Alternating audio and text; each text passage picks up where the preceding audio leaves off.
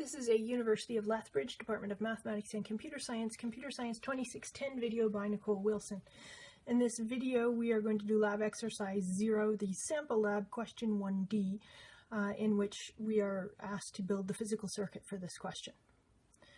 So as you may recall, question 1 of lab exercise 0 we've already done 3 parts of. We've created the truth table, the logic circuit, and our wiring diagram. We're going to be referencing the wiring diagram while we actually wire. So I strongly urge you in the more complicated ones or ones giving you trouble to print a bigger version of it if you don't already have one, and then use something like a highlighter to mark when you've connected each wire. You stand a much better chance of getting it right if you keep track of what you're doing. This isn't that complicated one, there's not that many wires, so I have to admit I probably wouldn't usually do it here, but you will get some very complicated ones as we go. So referencing our wiring diagram, we can see that we need 4 chips. We need a hex inverter, which is a 4. So I'm going to put in a number 4 chip. We need a quad 2-input NAND gate, which is a 0, 0. Again, I'm making sure I've got these oriented properly. I've got that half circle on this side, and I pop it down. I don't put them right next to each other because it's pretty hard to get a chip puller in between if they're right flush with each other, and we don't want to pull it up on one side or the other first because that will break the pins. We need a 0,8 quad 2-input AND gate. Do check the chips as you go to make sure that none of the legs are folded or broken. If they are, your chip won't work very well. And then number 32, a quad 2-input OR gate. Again, the wiring diagram is made with reference to our manual, so we know exactly how to hook all these things up. Now I need to power and ground all of my chips. Hopefully I'll get them right.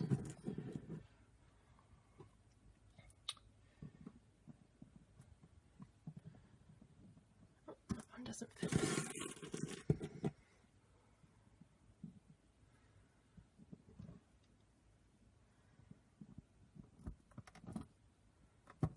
Power.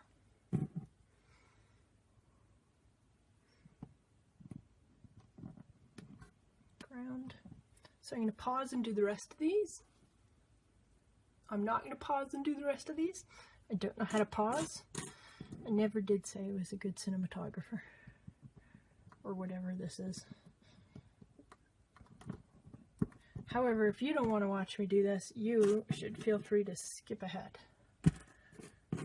On the other hand, maybe I'll say something exciting that will get you extra marks while I'm doing this. Probably not. So that's powered and grounded. And we need to power and ground the next one.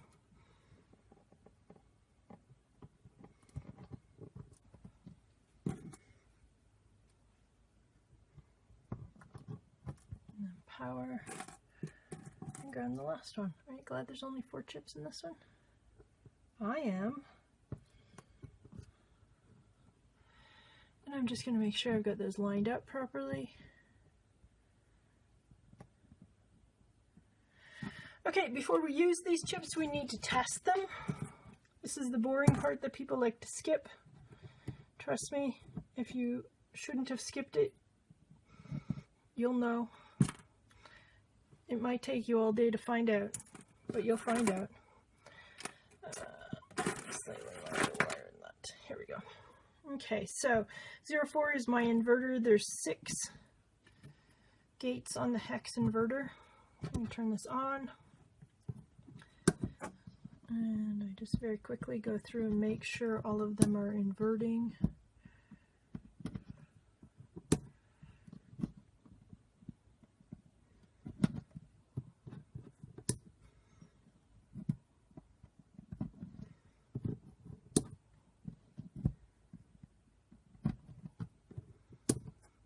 Good. Now I'm going to check the 0, 0, which requires each gate in there is a 2-input NAND gate, and there's 4 of them. So I've got 2 coming in, 1 going out, NAND, the only time a NAND is going to give us an on or a 1 is if both inputs are 0. Sure enough, 2 zeros, 2 opens are giving us a light on.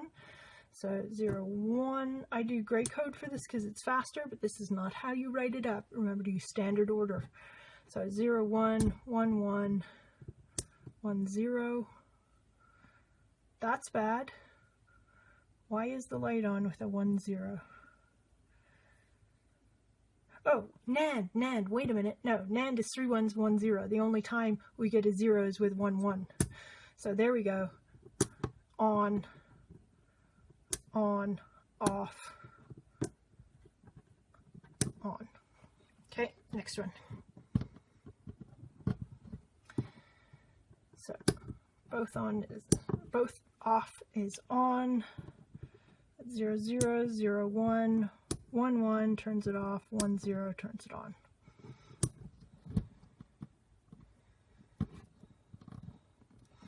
Zero 0 is on, 0 1 is on, 1 1 is off, 1 0 is on. And then our last one.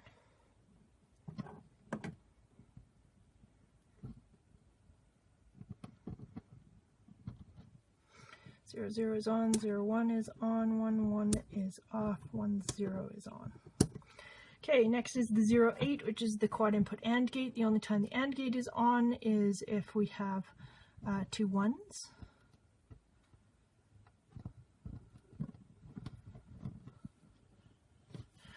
So 0 0 is off, 0 1 should be off, 1 1 should be on, and 1 0 should be off.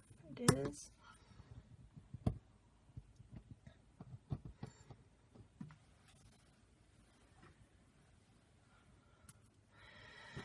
So there's our 0 0 is off, 0 1 is off, 1 1 is on, 1 0 is off. 2 on the other side.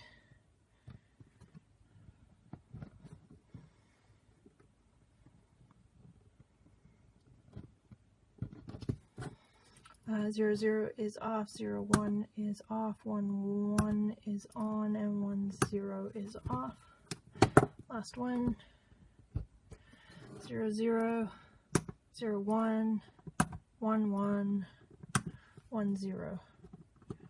I don't know if I already mentioned it, but the order I'm testing these in is called gray code because it's only one switch to get to the next state all the time.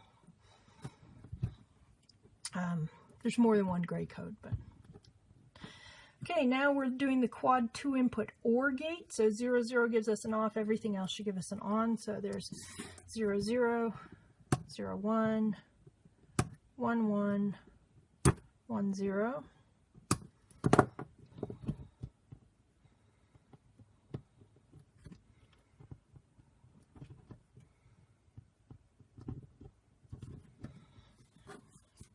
Uh, 0 0, 0 1, 1 1, 1 0.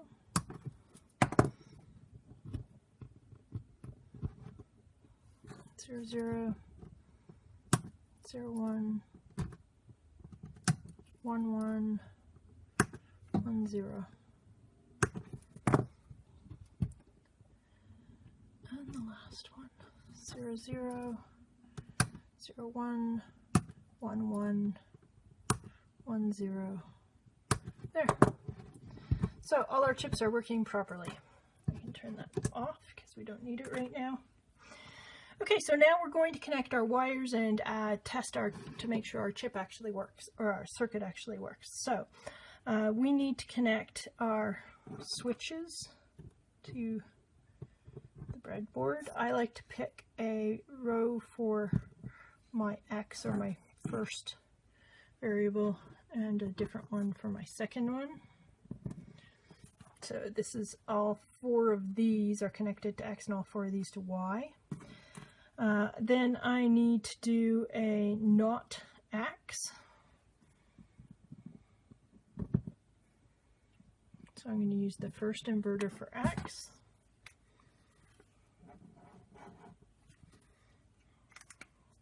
And so as you can see, I've just highlighted the section I connected. And then one for Y. any one of these 4 along here that were open could be used. So that's in, out, in.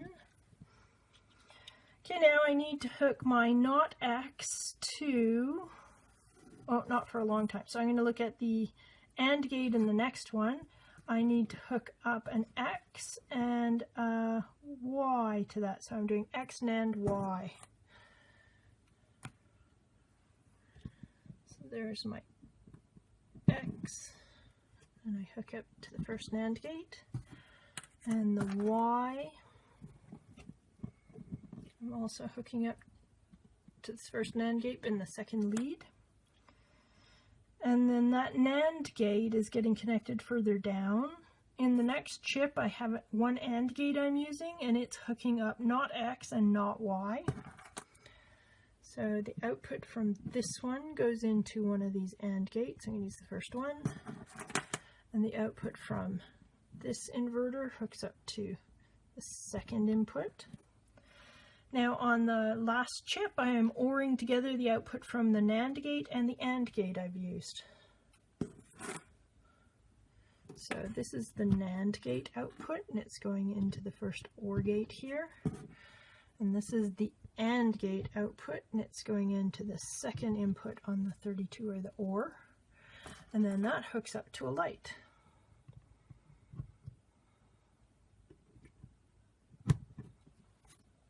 So now we dig out the truth table, and we're going to test to make sure we actually get what we thought we would. So in our truth table, it says that if X and Y are both 0, we should be outputting 1. We are. If X and Y are 0 and 1 respectively, we should have a 1. If our inputs are 1, 0, it should output a 1. And if our inputs are 1, 1, it should output a 0, and it does. Now, this is an extremely silly circuit we've just built. The reason it's so silly is the output for this entire big ugly here is the exact same as it is for just NAND. Or in other words, we built a very, very complicated NAND gate. However, the methods that we use to do this are standard whether our outcome is silly or not. So now in our report, we write built and tested, see completion form submitted in person. If you had to design some kind of a test for this, or in other words, testing all of the inputs was not feasible, then we would give specifically which ones we tested and explain why we chose those ones. So now packing up the kit, all of the wires get put back together and bundled. We pull everything out of our breadboard.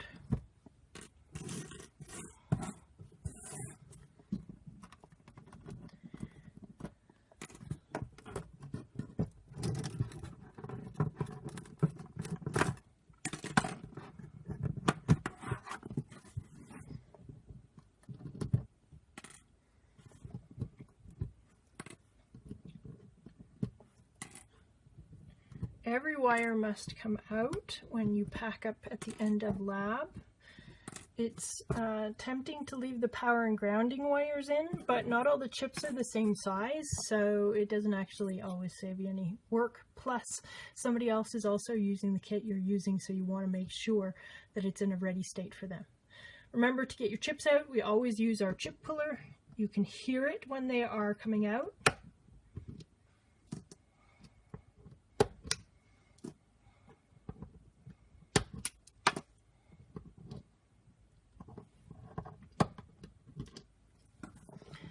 Do examine the chips both before and after you use them to make sure that we don't have any bent pins that will prevent them from working properly. And that is how you build a chip for 1D, or build a circuit for 1D.